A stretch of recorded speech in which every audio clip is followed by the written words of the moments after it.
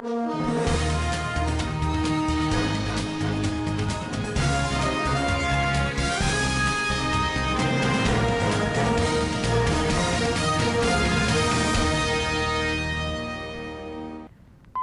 Bola Ahmed Tinubu arrives in France for Global Financial Pact Summit. States that allow pregnant women to go to Hajj can be punished. Federal government has clarified that NDLEA NAFDAC boards were not dissolved. On business news, amid planned electricity tariff increase, Discos generates 842.42 billion naira in 2022. On international scene, Sierra Leone president calls for peaceful vote ahead of Saturday's poll. On sport update, Arsenal paid Julian Timber from Ajax for £30 million. Hello and welcome to Standard Voice Television Newsroom. I'm Mukutum Mohammed. President Bola Ahmed Tinubu on Tuesday arrived Paris, France for a two-day new Global Financial Pact Summit. The president was received at the airport by Ambassador Kayode Laro and other top government officials from the Nigerian Embassy and French Ministry of Foreign Affairs after the plane touched down at 6:47 p.m. local time. The Nigerian president left Abuja through the Nnamdi Azikiwe International Airport earlier on Tuesday for the event slated for June 22nd and June 23rd. For more on the story, Rahama Ibrahim reports. During his time in Paris, the president will to join world leaders to review and sign a new global financial pact that places vulnerable countries on a priority list for support and investment. Following the devastating impact of climate change, the energy crisis and the COVID-19 pandemic. According to a statement by Dele Adeleke, the President's Special Advisor, Special Duties, Communication and Strategy, President Bola Tinubu will explore opportunities to restore fiscal space to countries dealing with difficult short-term financial challenges, specifically the most indebted. The President, accompanied by members of the Presidential Policy Advisory Council, along with other government officials, is expected to return on Saturday. Rahama Ibrahim, Dusar, Standard Voice Television. President Bola Ahmed Tinubu on Tuesday returned to the National Emergency Management Agency and the National Hajj Commission of Nigeria to the office of Vice President Kashim Shettima for supervision.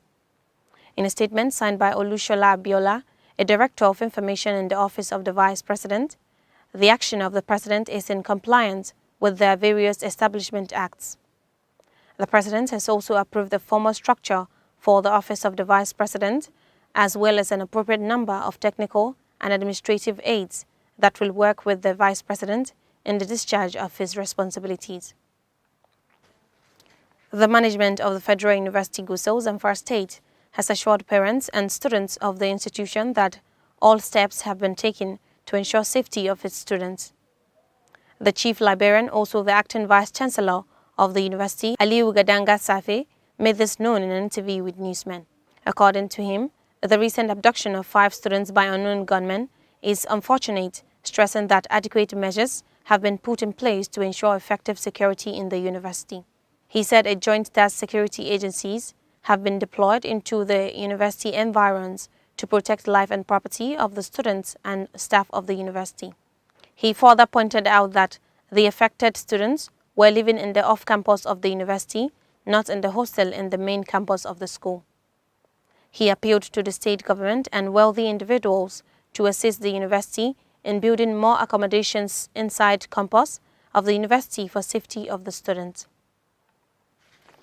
The caravan of doctors who take care of the health of this year's Hajj pilgrims from Nigeria who went to Saudi Arabia suggested imposing restrictions on states with a large number of pregnant women who went to the Hajj. Dr. Usman Galadima, the head of the administration department and leader of the convoy, gave this advice in an interview with newsmen in Makkah on Tuesday. Newsmen reported that the National Pilgrims Commission is providing this project to ensure proper health care for Nigerian pilgrims in Saudi Arabia throughout the Hajj period. For more on the story, Fatima Ibrahim reports. Dr. Galadima said the caravan has learnt of the death of pregnant women who went to Hajj in Saudi Arabia, despite effort to prevent them from coming in such circumstances. He confirmed that a Nigerian woman gave birth to a 7-month-old baby through surgery in Medina. The medical leader added that They have also received a report about the problems of miscarriages that can be avoided if affected women register their birth at Caravan Hospital. Dr. Galadima called on all stakeholders in the Hajj to insist on efforts to reduce the number of pregnant women going to the Hajj. According to him, every woman who wants to go to Hajj must make a proper plan, including avoiding pregnancy before going to the pilgrimage. That's the report. Fatima Ibrahim reporting for SVTV News. The leader of Zamfara State Hajj Committee, Alhaji Musa Malaha Talban Gusau, has paid a courtesy visit to the National Hajj Commission coordinator, Malam Ibrahim Idris, in his office at Medina. Alhaji Musa Malaha was accompanied on the visit by the secretary of the committee, Dr. Aliyu Adamu Barmo, Kashim Musani Kaura, and Malam Awal Khamis.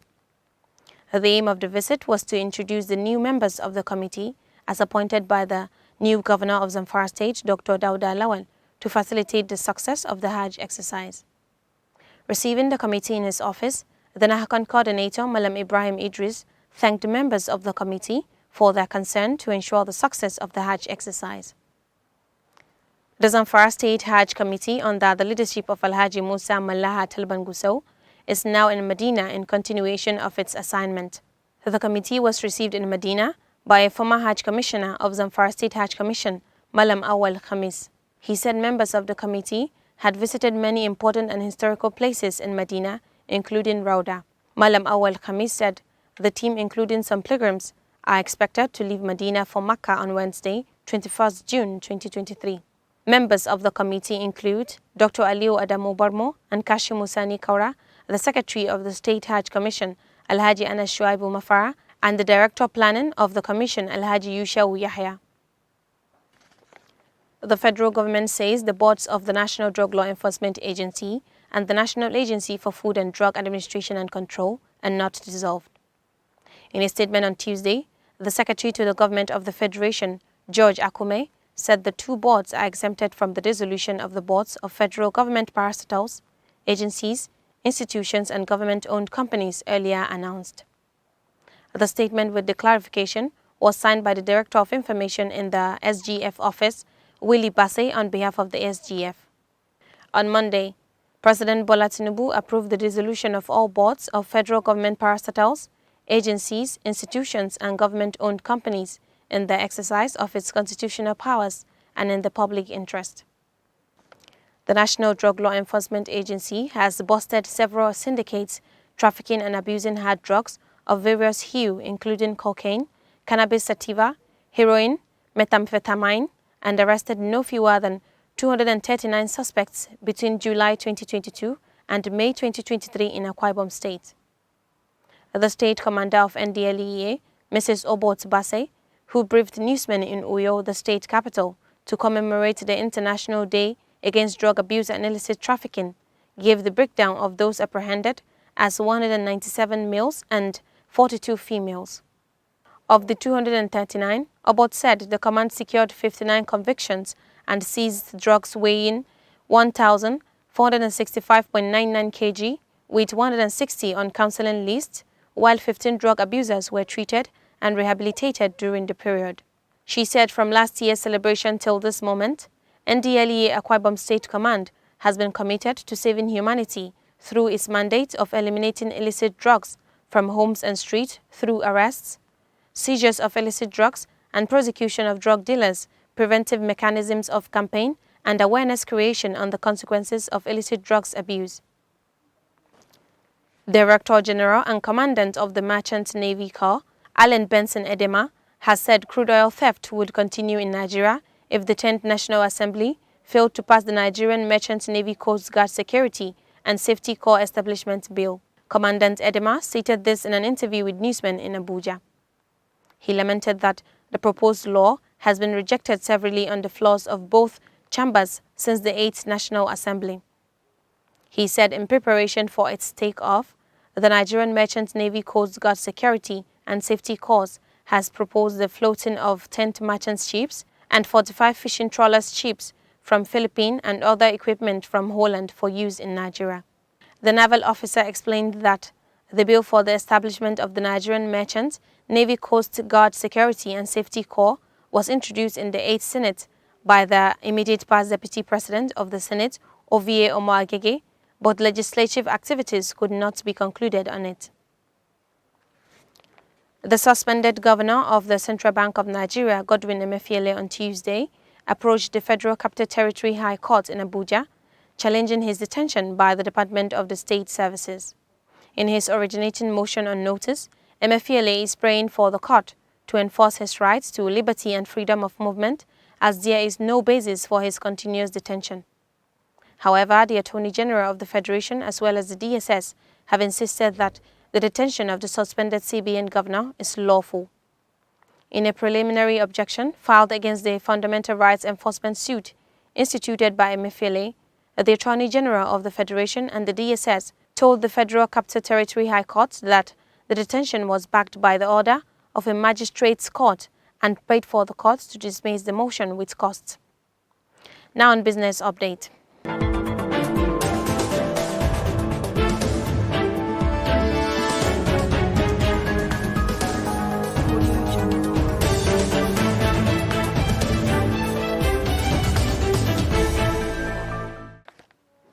According to a news report by the Nigerian Electricity Regulatory Commission, the 11 electricity distribution companies in Nigeria's electricity supply industry earned 842.42 billion naira in revenue in 2022, the highest in 5 years.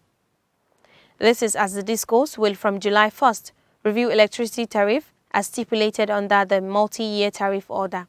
It could be recalled that the multi-year tariff order had already stipulated that a minor review of the electricity tariffs should be done twice a year, while a major review is carried out every 5 years. Experts are saying that electricity tariff would increase by as much as 40% in the coming review period due to the free float of the naira, which has resulted in the devaluation of the currency against the US dollar. President Bola Tinubu has already removed subsidies on premium motor spirit and floated of naira, decisions that have complicated the price setting of the Nigerian Electricity Regulatory Commission 2022 multi-year tariff order. Now on international scene.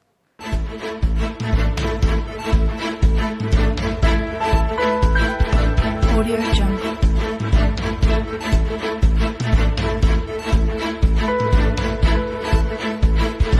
Audio Jungle.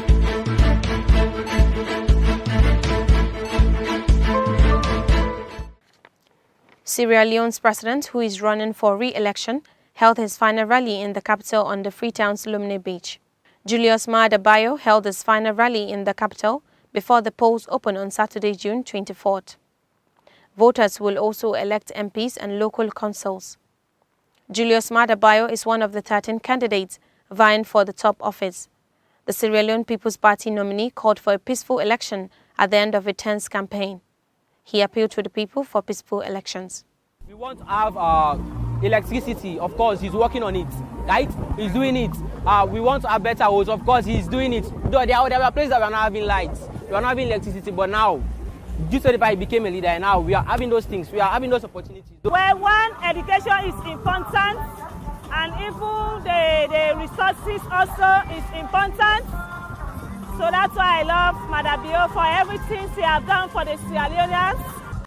Now on sport update.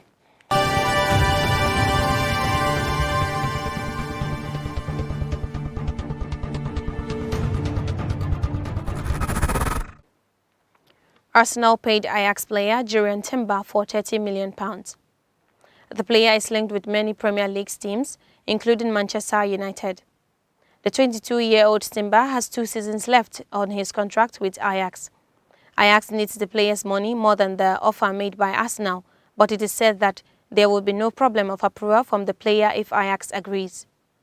Arsenal, which finished second in the Premier League table last season, expects to complete the transfer of the player. And that's all we have a news update for today, but before we go, a recap of the major headlines. President Bola Ahmed Tinubu arrives in France for Global Financial Pact Summit. States that allow pregnant women to go to Hajj can be punished. Federal government has clarified that NDLEA NAFDAC boards were not dissolved. On business news, amid planned electricity tariff increase, this goal generates 842.42 billion naira in 2022. On international scene, Sierra Leone President calls for peaceful vote ahead of Saturday's poll. On sport update, Arsenal paid Jurriën Timber from Ajax for £30 million. Thanks for watching. That's the news. I'm Mohammed. Do have a nice day.